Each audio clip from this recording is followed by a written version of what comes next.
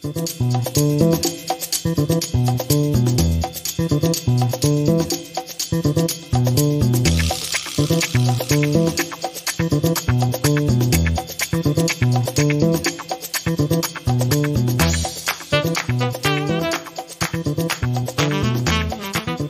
and thank you for listening to the AT Tapes, a podcast from the Journal of Athletic Training. The goal of this podcast is to interview researchers and clinicians on current topics facing athletic trainers and discuss how we can utilize best practices to improve patient outcomes.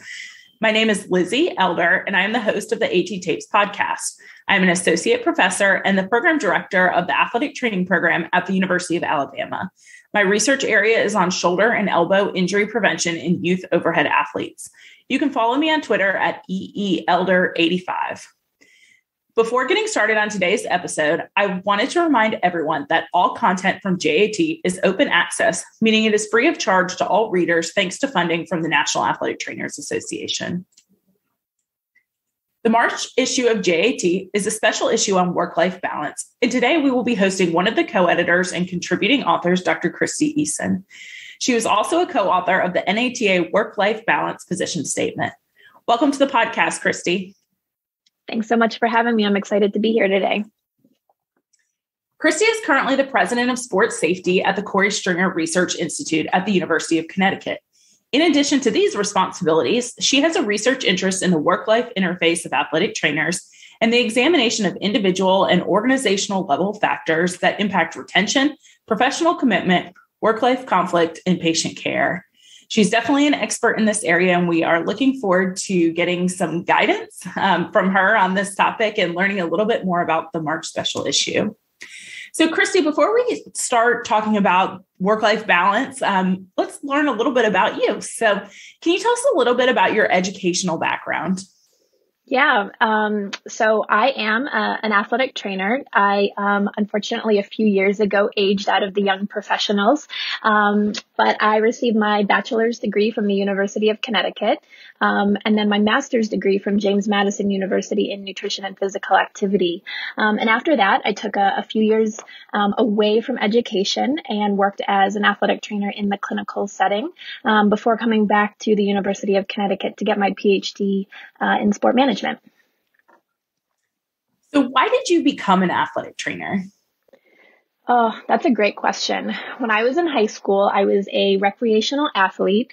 And I was very fortunate that I had a athletic trainer at my high school. And I thought, wow, this is such a cool job. You get to watch sporting events and you get to travel and meet new people. And I think that sort of opened my eyes to what athletic training actually was. And then when I went to school specifically for athletic training, I learned that athletic training was so much more than what I initially thought it was. And I think I was just hooked. I got the bug. So I was very fortunate that I was exposed to an athletic trainer in my high school. So throughout your career, you've had a variety of research experiences or experiences with research and clinical experiences. So can you tell us a little bit about how you became interested in research and specifically this area? Yeah, that's a great question. So to be completely honest with you, when I stepped foot for the first time in an athletic training class at the University of Connecticut, I was convinced I was going to be the next athletic trainer, the head athletic trainer for the Boston Red Sox. And truthfully, I worked baseball and it wasn't for me. But simultaneously, I had a research methods class my senior year with Dr. Casa. And it really just opened my eyes into the research world of athletic training. From there, I went on and got my master's degree. And I knew in the back of my mind that I eventually wanted to get back to research.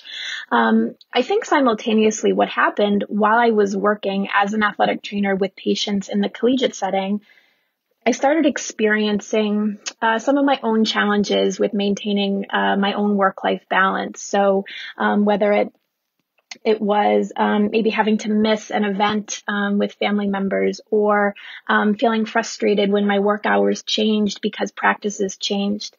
What was also happening is that I was a preceptor for a local athletic training program, and these athletic training students that were coming and working with us were also telling me that they weren't interested in being athletic trainers beyond their athletic training education. And for me, that really struck a chord because I don't know many other healthcare professionals who have already made up their mind in their education program that this wasn't for them, right? So why are you going through an education program if you don't see this profession being sustainable for you? And I was seeing a lot of commonalities, whether it be young girls who thought that they couldn't be a mom and be an athletic trainer, whether it was issues with thinking that they weren't going to get paid enough. And so my own experiences with what students were telling me really got me interested in this idea of work-life balance. And I'm very fortunate that I was able to maintain my professional relationship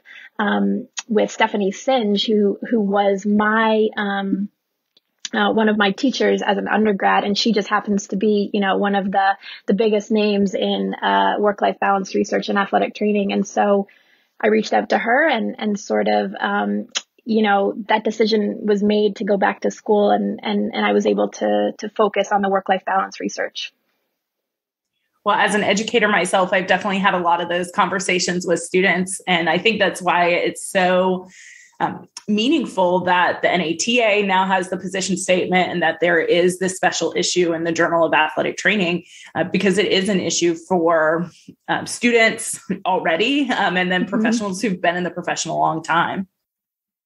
So why don't you, I think, we've kind of already addressed some of the issues related to work-life balance just in the introduction, but why don't you give us a little bit of a background on this special issue? So sort of where did this idea come from? How did it come together? And what can readers expect from the content? Yeah, that's a great question. So when I was a doctoral student, I was very fortunate that I was able to get involved with the NATA work-life balance position statement.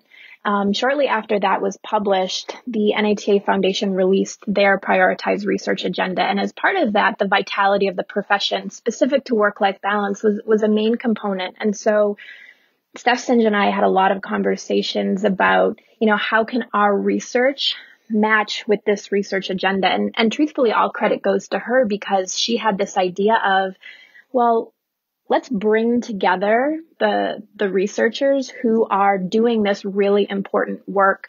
And so she was actually the one who put forward this idea for the special issue. And I, of course, was, it didn't take me long to say yes, to want to jump on board. I think for us, the intention of this issue was, one, to highlight the work that's being done. There's so many great researchers in the field who have been doing this research for a long time, or who have just gotten started in this research. The other thing is that there's a lot of different lenses to look at work-life balance, whether that be from the individual perspective, like me and how it impacts me, or from the organizational perspective, how do the things in my job impact work-life balance? And then what is the impact of the clinician's work-life balance on patients? And so we really wanted to be intentional in bringing all of these concepts together. I think the other thing that's really important to keep in mind with work-life balance is that what I define as work-life balance for me might be different than what you define as work-life balance for you. And so the opportunity to bring all these different voices and ideas and strategies and issues and challenges together in one issue was really intentional, because it was our goal that at least one of these articles is going to stick out to you as you read it. And so, like I said, we were really fortunate through our work to have some connections. And it's been really great to see all the different researchers come together. So we have, seasoned veterans like Dr. Bill Pitney, who wrote an editorial for us. We have a really great article by Dr. Ashley Goodman talking about mindfulness and how you can use that concept. Dr. Leslie Ogilvie talked about how burnout is related to medical errors. So there's just lots of different things and constructs that are explored in this particular issue.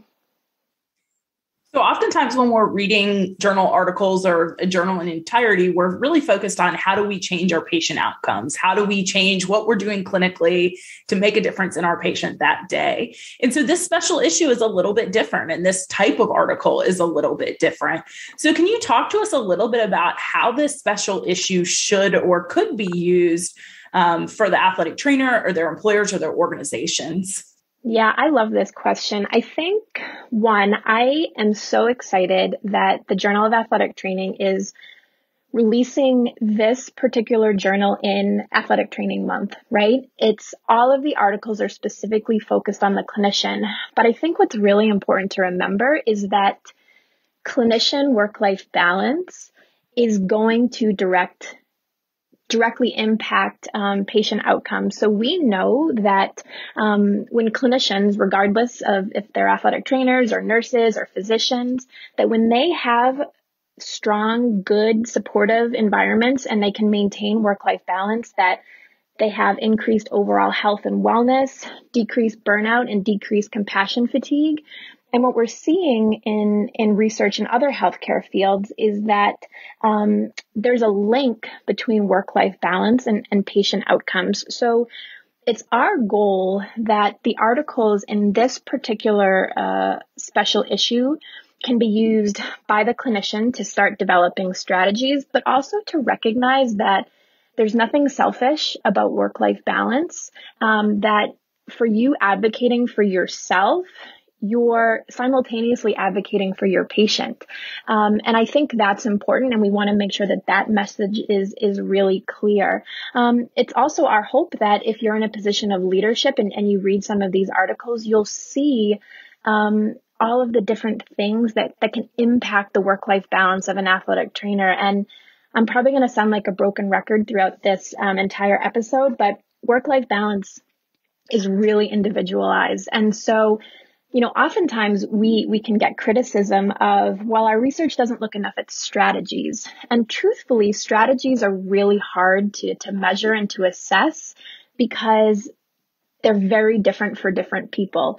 And it's our hope that by reading these articles, athletic trainers will be able to start developing their own strategies. Of course, we offer suggestions, but I think that's our takeaway message, that you can develop strategies. There's nothing selfish about work-life balance, and having good, strong work-life balance will ultimately impact your patient care and your ability to deliver that patient care. So far today, we've been using the term work-life balance, and I think a lot of the research uses that term. But in looking at some of the articles, there's people use different terminology. And in my own research, I see some other terminology that's used besides just work-life balance. So can you talk a little bit about the terminology and kind of what you think is the, maybe not right, but best way to describe this issue that we're focusing on? Yeah, that's a great question. So I really do prefer the term work-life balance over, you might see work-family balance or work-family conflict. The reason that we often try to choose to use the word life is because there's a recognition that if you're not a spouse, if you don't have children, you still have roles that you play in your non-work life. And so that term, work life, is something that we prefer to use. Now, with that being said, you're going to see work family conflict, work family balance.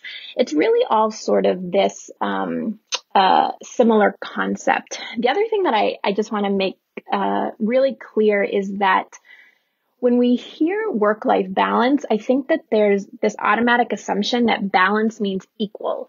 But work-life balance doesn't mean that I have to spend the exact same amount of time and energy in my work role as I do in my personal role. It just means that I have to have the energy for both roles. So balance doesn't necessarily have to mean an equal split. There's a lot of concepts around this idea of work-life balance. So you introduced me as a researcher who studies the work-life interface. That's really just a broad term for the overlap between your work and your life roles. So that's kind of like the big umbrella term. Work-life balance is when we as an individual have the appropriate time and energy for all of our roles. When we have conflict, that's when we don't have enough energy for one role, and that could be not enough energy for work or not enough energy for our life roles. And then we can also see the term work-life enrichment. This is when, sort of like the positive view, this is when the things that I do in my work life has a positive impact on my personal life and vice versa. So there's a lot of different terms. I personally like work-life balance because I think it encompasses the roles that we have in our entire life. So I want to shift a little bit to talking about some of the specific articles that you co-authored within this special issue. And I do also recognize that in maybe some of these answers, you might pull in some of the other articles or findings from this special issue or your other work. But in one of your articles, you evaluate work addiction and burnout. So can you talk to us a little bit about what work addiction is and how you see this impacting burnout? Yeah, so I was reading an article that was published several years ago by a research mentor of mine, and they were specifically looking at workaholism, as they referred to it, within the sports industry. And truthfully, I had never heard that term before. I'm like, workaholic, what does that mean? And so I started looking into it a little bit more. And what work addiction is it's this preoccupation with your work. And often that's to the detriment of an individual's health and their own personal relationships. And I started thinking about all of the conversations as the qualitative researcher that I've had with athletic trainers over the years. And I started thinking, I wonder where athletic trainers fall on this spectrum of work addiction. So we intentionally surveyed athletic trainers who were working in clinical practice with patients to see what their risk of work addiction is. So we used the very sexily named WART scale, W-A-R-T, the work addiction risk scale to see if athletic trainers were at risk of work addiction. And what we found is the overall sample was at medium risk, meaning that there's a chance that they're developing work addiction tendencies. What we also found is that the athletic trainers who scored higher for work addiction also had higher rates of burnout, meaning that they were probably spending a lot of time at work. Another thing that we found is that women scored higher than men on what we call compulsive tendencies. So the women in our sample tended to be more compulsive. And we know that compulsive tendency is a key dimension that identifies workaholics versus non-workaholics. So women were showing higher compulsive tendencies. So, well, what does that mean? Like, who cares that athletic trainers are workaholics, right? I think for us, and the conversations that I've had is I've often seen athletic trainers or jobs where athletic trainers are talking about how they show up early or they stay late or they'll skip lunch or they miss an event with their family members. And for me, I've always been really curious as to why these are things that we're promoting about our profession. And so for me, I think this paper in particular does two things, right? One, there's a recognition that this preoccupation with work and this desire to always be at work could have potential consequences in your ability to find balance. But I think the second thing is that us as a profession and organizations that we work for, we have to stop praising or putting on a pedestal these people who are displaying work addiction tendencies. Especially if we don't have then conversations with appropriate compensation.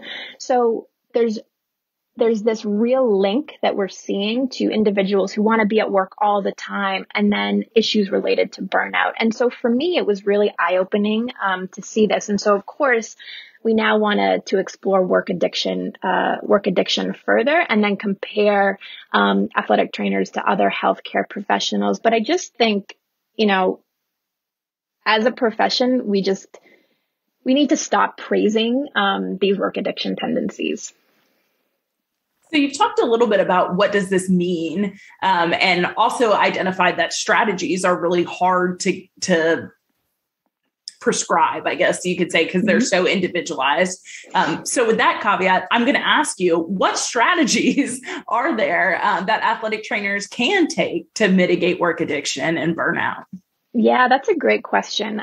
So there's lots. And again, this might not each one might not work for every person, but hopefully something will work for someone. So I think one thing that could be really helpful, and I'm speaking to the athletic trainers at first who have another athletic trainer who works with them, and I'll explain that in a second. But I think outsourcing can be a really important strategy. So you don't have to be the only person to provide care to patients. I think one of the amazing things about athletic trainers is that we develop these amazing relationships with our patients where we get to know them really well.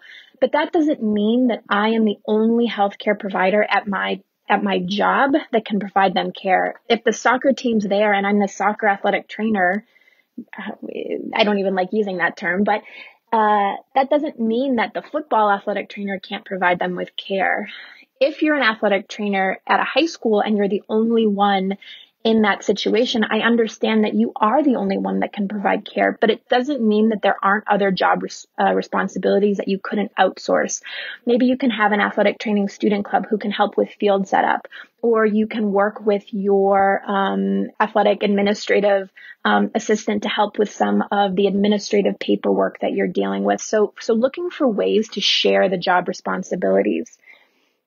I think the other thing that's really important is that we as athletic trainers need to recognize that it's okay to say no to certain things or to set boundaries. So I'm not going to answer my phone after a certain time, or I'm going to make sure that on my day off, I have an away message up on my email so that I can have that separation.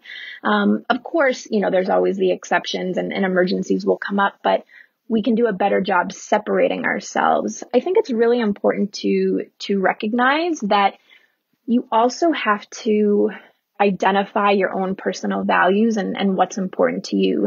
The last thing that I'll say with that is that I think athletic trainers can do a better job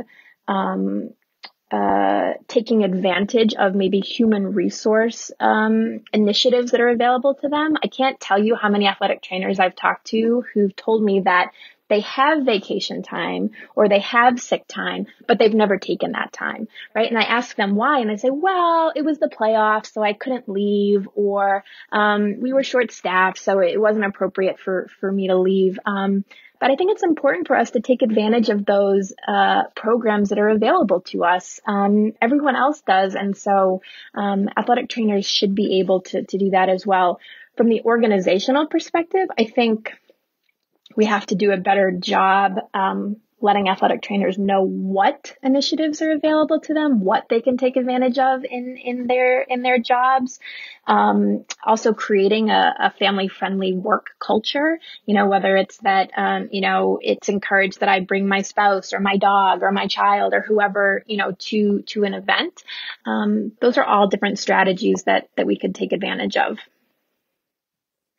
So another one of your articles talks about work-family conflict and guilt. So a little bit of a different spin on some of the things that we've already been talking about. So can you talk about these concepts specifically and how these impact job satisfaction and burnout?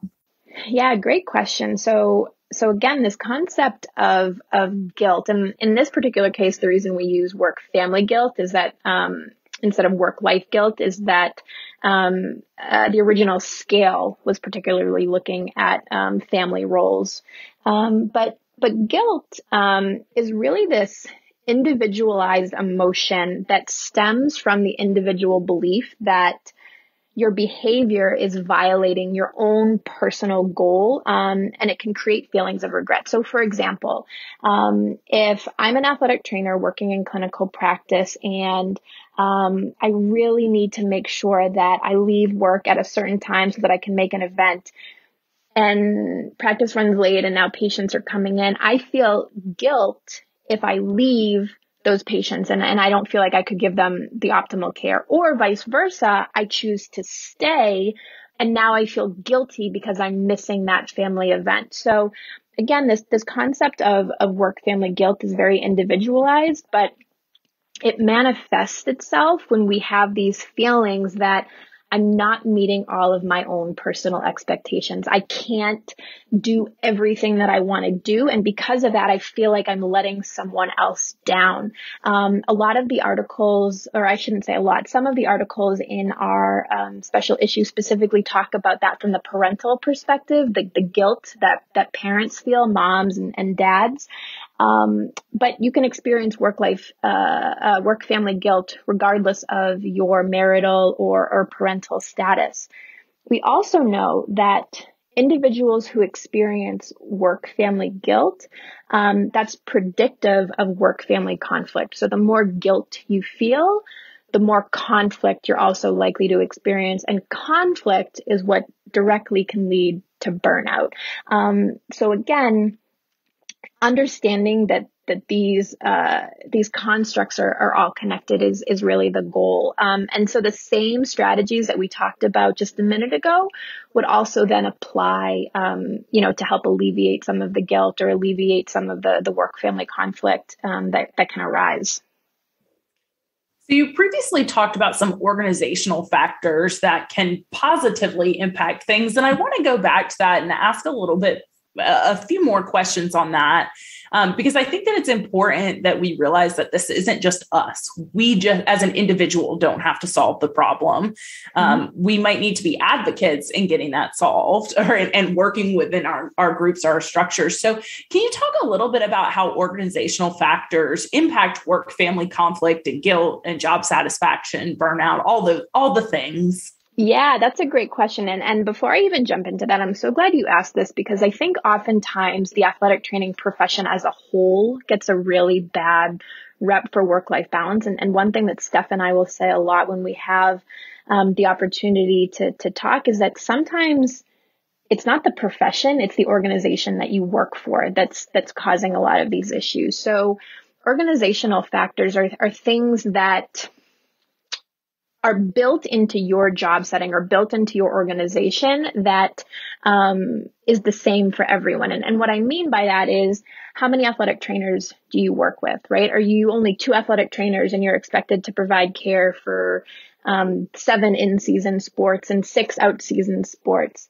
It's also having control or not over your own work schedule. So one thing that can be a little bit unique to athletic training compared to some other professions that we look at is that athletic trainers, particularly those who are working in the collegiate or the high school sports setting, have very little control over their own work schedules, right? So what time does coach say practice is at? Well, that's when I'm going to show up for work. Or I was supposed to work baseball on Saturday, but it got rained out. So now we have a doubleheader on Sunday.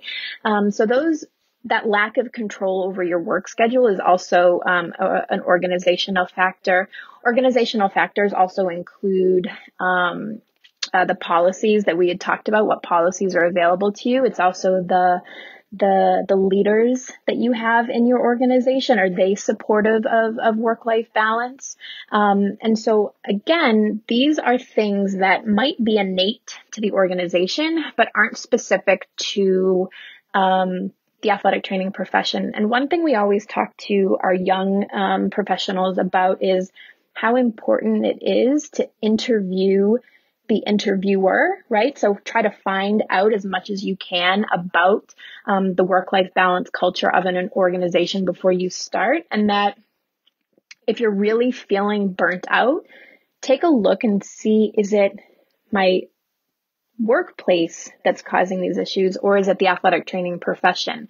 Many people that we talk to, talk to us about how much they love working with their athletes and how much they love the opportunity to do a lot of the skills associated with being an athletic trainer, but it's the workplace things that are driving them away from the profession.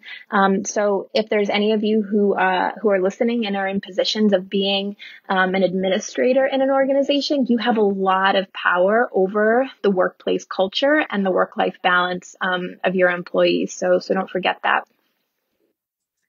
So back to strategies again. So my last question is really about talking about some strategies for athletic trainers to advocate to their employer or to their organization about work-life balance, about increasing job satisfaction, decreasing burnout, of how can they get them to care? Mm-hmm. So I think for me, one thing that's been sort of eye-opening for me is that having a conversation is always going to be the first step. And having conversations about how work-life balance isn't just impacting the individual person, but impacting the workplace. And so whether that is patient care, whether that's the dynamics, I think if you talk to your leaders about the overall impact and not just about the impact on you personally, I think we've seen that they're more receptive. The other thing I find is that whenever you're going to bring forward something, it's always a good idea to have a strategy. So perfect example, when I was working clinically, we were in the overlap of our fall season and the start of winter season. And our women's basketball team, the student athletes were primarily nursing students. And so the coach wanted to practice at 10 o'clock at night because the girls had just finished their internships. But for us working football and then staying until a practice at 10 o'clock at night, we just couldn't make that work. So we got together, we had a conversation with the coaches, and we told them what the issues were going to be, why we were going to be struggling with that. And so they made the decision that they would hold practice at 6 a.m. instead of 10 p.m. and then they could have practice before. Now, for those of you who aren't early birds, maybe you don't love that. But for us, that worked perfectly because then we could have our athletic trainer who needed to be at basketball practice. And then they were done at 2-3 o'clock in the afternoon instead of coming in at 8 and then staying until midnight.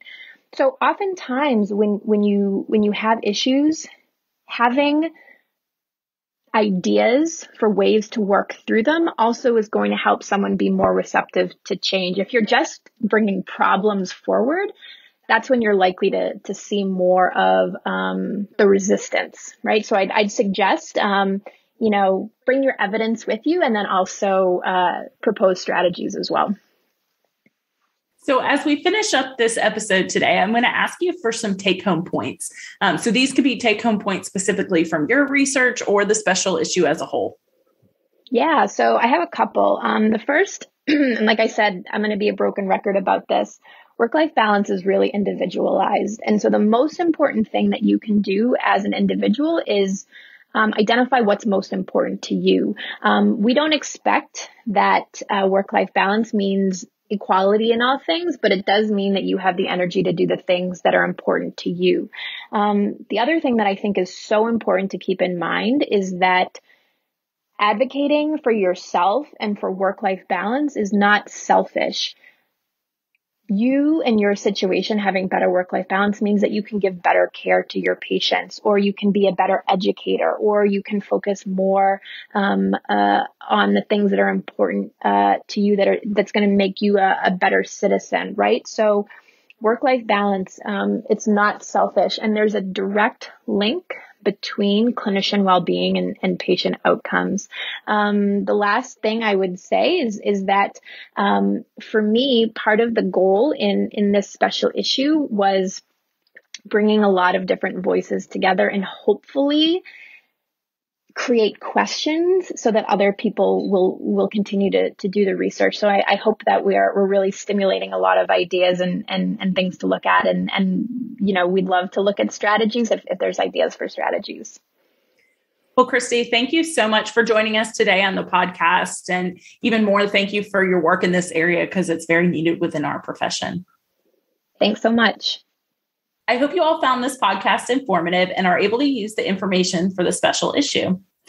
That's it for today's The AT Tapes, and we look forward to our episode next month. Please remember to rate and subscribe to the podcast wherever you get your podcasts.